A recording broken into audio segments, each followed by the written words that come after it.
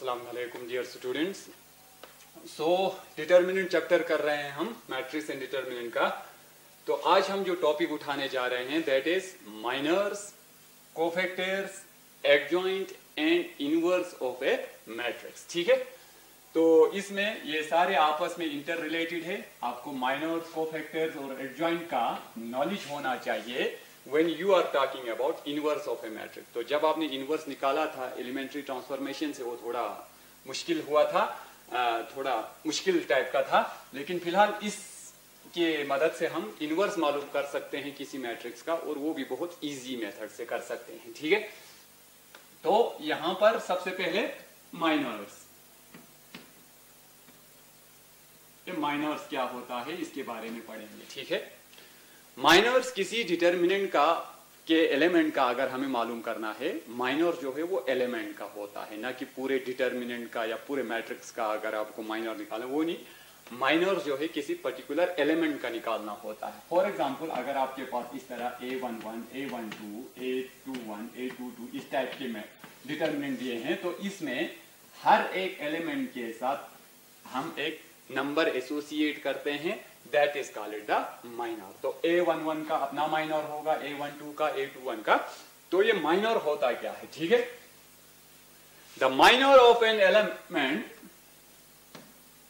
The minor of an element, in general हम उसको Aij कहेंगे, Aij of A determinant, of a determinant is the determinant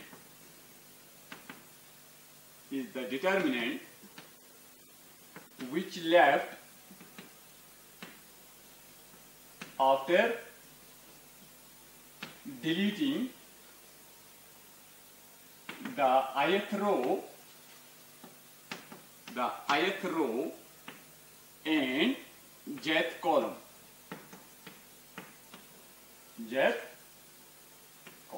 ठीक है, तो माइनर जो है किसी एलिमेंट का, जब हम किसी डिटर्मिनेंट के एलिमेंट के माइनर की बात करते हैं, तो वो डिटर्मिनेंट होता है जो रह जाता है जब हम उसमें से उस एलिमेंट के ith रो और jth कॉलम को, Aij का निकाल रहे हैं, तो ith रो और jth कॉलम को डिलीट करने के बाद जो डिटर्मिनेंट आपके पास बच जाएगा, that determinant is called minor of that element, minor of Aij, usually denoted by, इसको डिनोट करने के लिए हम Mij का इस्तेमाल करते हैं, usually denoted by Mij। For example, अगर आपके पास एक डिटर्मिनेंट है 1 2 1 3 1 4 2 1 6, ठीक है, तो अगर आपको फॉर एग्जाम्पल इस एलिमेंट का माइनर मालूम करना है, तो इस एलिमेंट का पोजीशन जो है वो है A21। तो अगर इस 3 का माइनर, इसको हम A21 कहेंगे, इसका अगर आपको माइनर जरूरत है, तो पर्टिकुलर रो और पर्टिकुलर कॉलम को इसके जिसमें ये बिलोंग करता है, रो 2 और फर्स्ट कॉलम को डिलीट करने के बाद आपके पास जो डिटर्मिनेंट बचता है 2 1 1 और 6, this is called the minor of this element. ठीक है, ये आप याद रखेंगे। उसके बाद नेक्स्ट जो है मुझे जरूरत है कोफैक्टर्स। ये दोनों आपस में रिलेटेड है, माइनर और कोफैक्टर। अगर आपने माइनर निकाला तो कोफैक्टर निकालना बहुत आसान है। If Mij is the minor of an element Aij of a determinant, ये क्या लिखा हमने कहा अगर एक डिटर्मिनेंट है, उसके कोई आर्बिट्री एलिमेंट Aij का अगर माइनर Mij है, then -1 raised to power I plus j into Mij is called the is called the cofactor. तो ज्यादा कुछ नहीं, जब आपने माइनर निकाला उस माइनर के साथ अगर आप उस जो माइनर आएगा किसी एलिमेंट का वो एक नंबर आएगा, उस नंबर के साथ -1⁻⁴ ये जो सफिक्स है आई जे, इन दोनों को ऐड करके पावर में, तो इससे अगर आप मल्टीप्लाई करेंगे तो जो नया नंबर मिलेगा that is called it cofactor. Usually denoted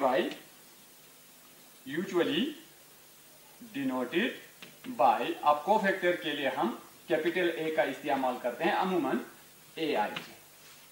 तो ये हो गया। फॉर एग्जाम्पल जो हमने अभी कहा था, अगर आपने एक एलिमेंट का जो अभी आपने निकाला था A21 का, फॉर एग्जाम्पल यहां तक मुझे याद है 1 2 3 6 ऐसा कुछ आया था, वट एवर इट इज, तो ये तो इसका माइनर हो गया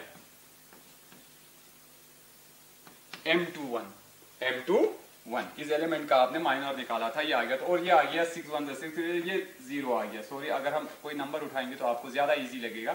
फॉर एग्जांपल 5, तो ये आ गया 5 1 5, 3 2 6, तो ये -1 आ गया, -1। अब आपको अगर इसका कोफैक्टर लिखना है, यानी कैपिटल लेटर A21 ये लिखना है अगर आपको, तो कहते हैं ये आप इसके साथ -1⁻² 2 + 1 3, और ये जो नंबर आया है -1, तो ये आंसर देगा, यहां से माइनस आएगा तो ये +1 आ गया। तो इस जो एलिमेंट हमने पर्टिकुलर एग्जांपल लिया था उसमें अगर उसका माइनर -1 आता है तो कोफैक्टर उसका आता है +1। ठीक है, ये दो बातें याद रखेंगे। उसके बाद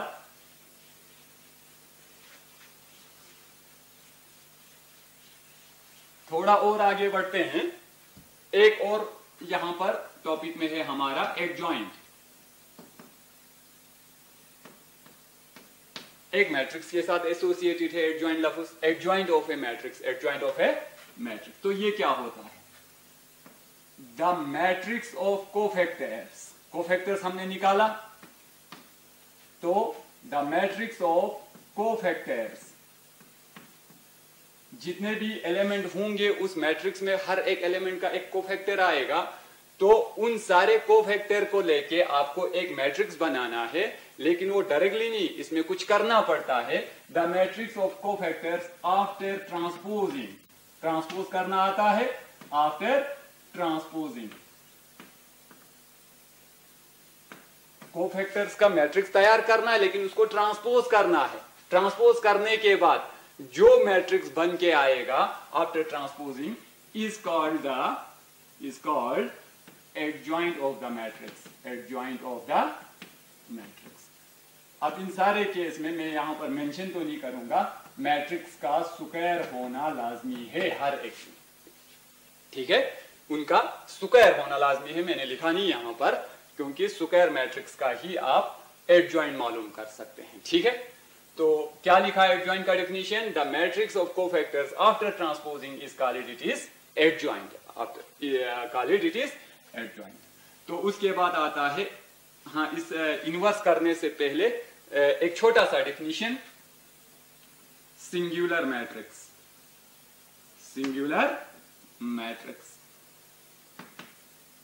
तो a square matrix, usually a square matrix is called it a singular matrix. A square matrix, A नाम रखेंगे इन जनरल, चलो A is called singular, उसको हम सिंगुलर कहेंगे इफ अगर उसका अगर आप डिटर्मिनेंट निकालेंगे तो वो 0 आएगा।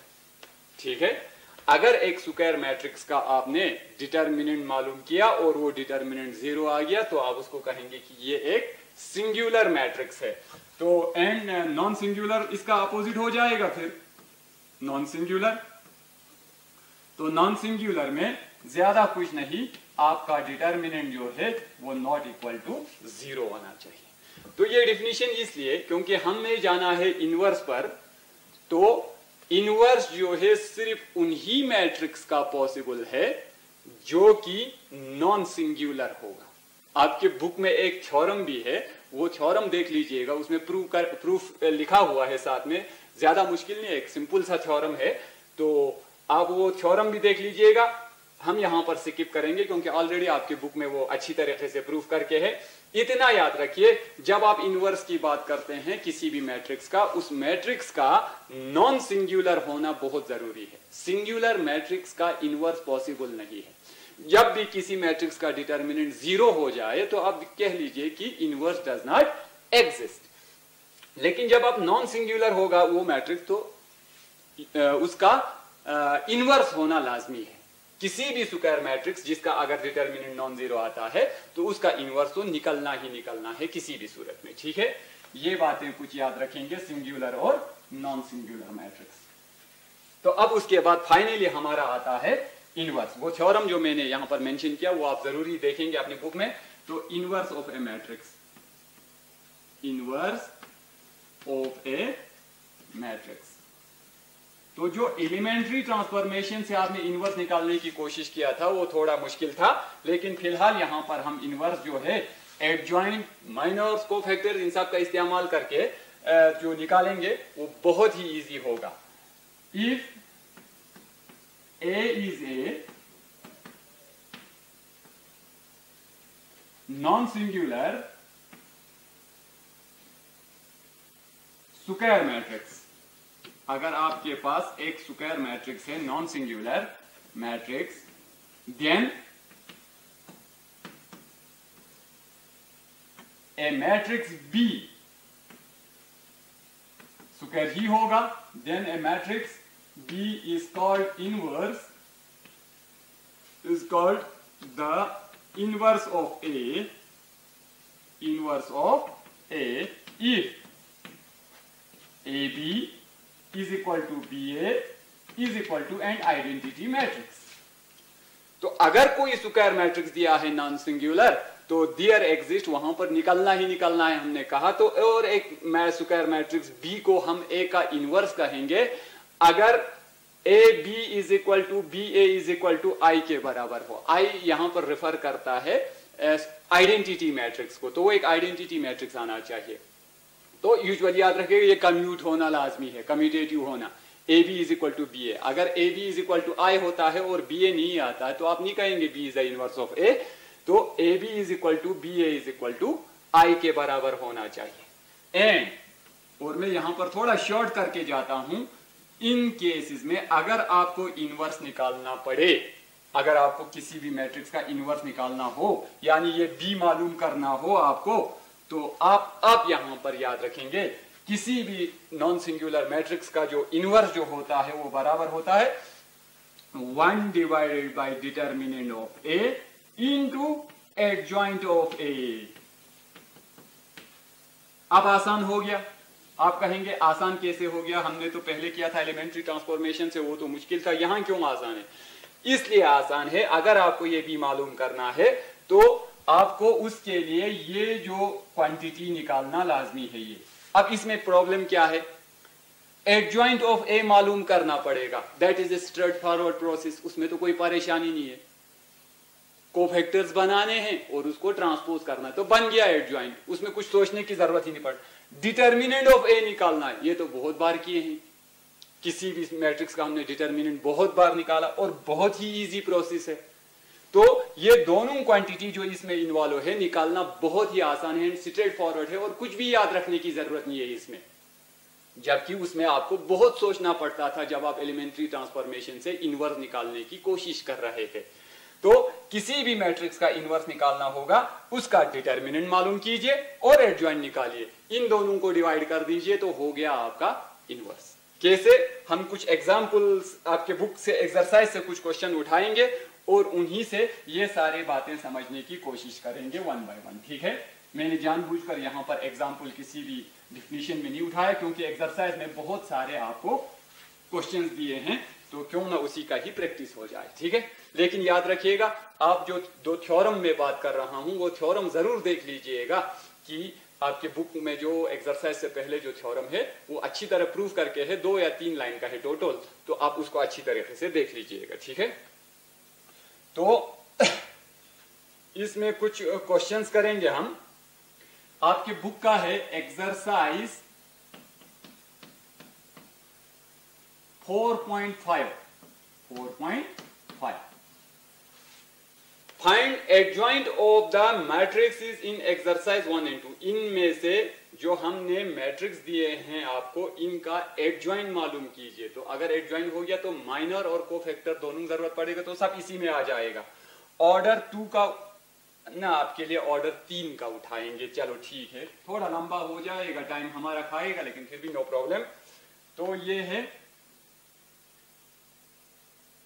एक मैट्रिक्स ए 1 -1 2 2 3 5 -2 0 and 1। ये एक मैट्रिक्स दिया है आपको और कहा है इसका एडजॉइंट मालूम कीजिए। एडजॉइंट ऑफ ए, इस तरह शॉर्ट फॉर्म में लिखते हैं, ये आपको मालूम करना है। एडजॉइंट के लिए आपको माइनर कोफैक्टर जरूरत पड़ेगा, कोफैक्टर्स के लिए आपको माइनर जरूरत पड़ेगा। तो हम हर एक एलिमेंट का माइनर निकालेंगे। M11 पहले एलिमेंट का M11, तो M11 आ गया। ये और ये डिलीट करने के बाद ये बचता है आपको डिटर्मिनेंट, ठीक है। तो ये हो गया 3 1 3 5 0 0, तो ये आ गया 3। दूसरा एलिमेंट निकालेंगे M12, दूसरे एलिमेंट इस -1 का, ये और ये डिलीट होने के बाद 2 1 2 5 2 10 12 आ गया ये। M13 तीसरा एलिमेंट ये आ गया 2 0 0 3 2 6, ये आ गया +6, ये आ गया +6। उसके बाद निकालेंगे M21 which is equal to इस एलिमेंट का, ये और ये क्लोज हो गया, ये आ गया -1। M22 सेंटर मोस्ट एलिमेंट का, ये वाला एलिमेंट, तो ये और ये क्लोज हो गया, 1 4 5 आ गया, ठीक है। 1 1 1 2 2 4। और M23 ये एलिमेंट, ये और ये क्लोज हो गया, तो ये 2 1 2 -2 आ गया। उसके बाद M31 तो ये एलिमेंट हो गया, ये 5 1 5 3 2 6 -5 -6 -11, ठीक। M32 ये एलिमेंट, ये और ये क्लोज हो गया, 5 1 4 2 2 4, तो ये आ गया 1। और M33 लास्ट एलिमेंट इसका 3 1 3 2 1 2 3 2 and 1, तो ये हमने माइनर निकाले। जब आप प्रैक्टिस करेंगे इन क्वेश्चंस का, तो आप देखेंगे आगे आगे जाके आपको माइनर लिखने की जरूरत नहीं पड़ेगी, आप डायरेक्टली कोफैक्टर्स लिख सकते हैं, ठीक है। लेकिन फिलहाल डिटेल के लिए, now cofactors of A R, cofactors of इस मैट्रिक्स का कोफैक्टर्स आर क्या क्या आएगा। हमने कोफैक्टर्स के लिए जो सब नाम रखा था A11, ए से डिनोट करने के लिए कहा था। अब क्या करना है, हर एक एलिमेंट को -1 दिस सफिक्स इसके सम से मल्टीप्लाई करना है। तो यहां पर देखेंगे ये 1 1 है, तो -1 1 + 1 वो तो 2 आएगा, -1 स्क्वायर +1 होता है, तो ये एज इट इज रहेगा 3। M12 उठाएंगे तो यहां पर माइनस साइन आएगा। आप शॉर्टकट में याद रख सकते हैं, अगर आपका सफिक्स जो यहां पर दिए हैं उनका सम जो है ऑड आता है तो साइन चेंज हो जाएगा, अगर वो इवन आता है तो वही साइन रहेगा। तो 2 1 हो गया 3, यहां पर साइन चेंज करना पड़ेगा, -12, यहां पर 3 1 4, यहां पर कोई चेंज नहीं होगा। M1 सॉरी हम M A लिख रहे हैं, सॉरी A12 और ये आ गया A13, तो यहां पर तो कोई चेंज नहीं होगा, 6 एज इट इज, ठीक है। उसके बाद A21, अब हम यहां पर पहुंचे, 3 हो गया तो साइन चेंज करना है, +1। A22 ये आ गया यहां पर और ये आ गया +5, क्योंकि साइन चेंज नहीं होगा यहां पर। उसके बाद A23 इज इक्वल टू 3 2 5, ये साइन चेंज होगा, +2। A31 3 1 हो गया 4, कोई साइन चेंज नहीं, -11। A32 3 2 हो गया 5, ये आ गया -1। और 3 3 ये हो गया 6, तो कोई चेंज नहीं, A33 इज इक्वल टू 5। तो हमने माइनर्स भी लिखे, कोफैक्टर्स भी लिखे। अब आपको क्या करना है, एडजॉइंट लिखना है, ये वाला क्वांटिटी लिखना है, adjoint of A, adjoint of A is equal to matrix आएगा। एडजॉइंट का डिफिनीशन था matrix of cofactors after transposing, transpose करने के बाद जो मैट्रिक्स बनता है, तो इसको ट्रांसपोज करके लिखना पड़ेगा। तो ये कॉलम जो है रो लिख सकते हैं, या ये रो जो है वो कॉलम के तौर पर लिख सकते हैं, उसी को ट्रांसपोज कहते हैं। When we interchange the rows and columns of a matrix it is called, it is transpose. तो ये हो गया 3 - 12, 3 - 12 और 6, ये कॉलम बना के लिखेंगे, 3 - 12 और 6, 3 - 12 और 6, यह आ गया 1 5 2, 1 5 2, दूसरा रो दूसरा कॉलम बन गया। और -11 -1 5, -11 -1 और 5, ये बन गया आपका ट्रांसपोजिट मैट्रिक्स कोफैक्टर्स का, और इसी को हम इसका कोफैक्टर कहते हैं। क्या कहते हैं? कोफैक्टर। ठीक है, ये समझ में आया। तो इस क्वेश्चन में तो फिलहाल इतना ही लिखा था, लेकिन अगर ऐसे और क्वेश्चन आगे हैं उसमें इनवर्स निकालने के लिए कहा है, तो क्यों ना हम जो हमने अभी तक किया इसी से ही इसका इनवर्स निकालेंगे, तो वो क्वेश्चन भी साथ में हो जाएगा। तो अब हम इस मैट्रिक्स का इनवर्स निकालना चाहते हैं। तो इनवर्स के लिए आपको दो बातें पता होना चाहिए किसी भी मैट्रिक्स के बारे में। तो वो क्या था, एक था डिटर्मिनेंट ऑफ ए और दूसरा था adjoint of A, adjoint of A, ये तो निकाल लिया हमने।